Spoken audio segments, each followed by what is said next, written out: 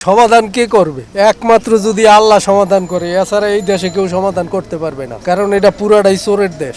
অনেক দুর্ভোগ হচ্ছে, এটা তদারকি করার কোনো লোক কেউ নাই। কষ্ট তো হইবই, এনে পানি যখন আছে কষ্ট হইব, বৃষ্টিতে কালকে তো আরো বেশি কষ্ট গেছে। পানির পাশাপাশি গ্যাসের সাপ্লাই বন্ধ হয়ে গেছে। পানিটা আমরা যখন গত বুধবারে অফিস করে গেছি তখন এরকম পানি ছিল না, বৃষ্টিও হয়নি।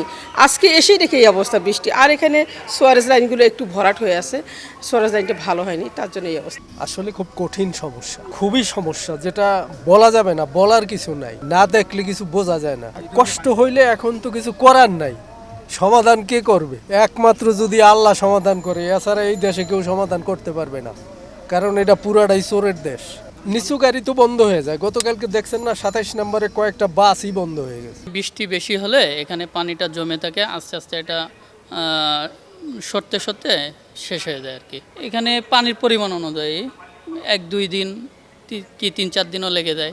হ্যাঁ, অবশ্যই তো কষ্ট হয়, এই চলতে অনেক সময় মানে পিছলা হয়ে যায়, এখানে অনেক সময় পড়ে যাওয়ারও সম্ভাবনা তৈরি হয়ে যায়। অনেক দুর্ভোগ হচ্ছে, ঢাকা ওয়াসা হোক আর সিটি কর্পোরেশন হোক, তারা যে পাইপলাইন বসাইছে, পাইপলাইন তো মনে করেন একটা ডায়া 5 ফুট 4 ফুট করে মোটা মোটা, এই লাইন দিয়ে যদি পানি নিষ্কাশন হওয়ার কথা, তাহলে 2-3 ঘন্টায় তো পানি যাইতে পারে, বা 5 ঘন্টা লাগতে পারে। এই পানি যায় না, কোথাও না কোথাও মোড়ের মধ্যে কোনো আটকা পড়া আছে, এটা তদারকি করার কোনো লোক কেউ নাই। দ্বিতীয়ত কথা, এই পানির কারণে বোর্ডে লাল কোয়ার্টার, সাদা কোয়ার্টার, শিক্ষা বোর্ডের সামনে যেই গ্যাসের লাইনগুলো আছে সব বন্ধ হয়ে গেছে, একটা ফোঁটা গ্যাস নাই।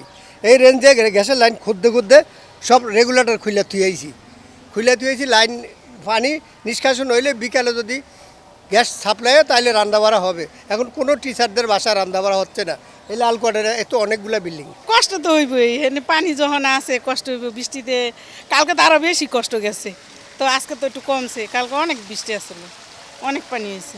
এটা অনেক দুর্ভোগ। প্রথম কথা হচ্ছে যে আমরা বাসা থেকে ঠিক মতো বের হতে পারছি না, বিভিন্ন কাজকর্ম আছে সবার, কাজে বের হতে পারছি না। পানির পাশাপাশি গ্যাসের সাপ্লাই বন্ধ হয়ে গেছে, ফলে কালকে থেকে রান্নাঘরে গ্যাস নাই, ফলে রান্না বান্নাও বন্ধ।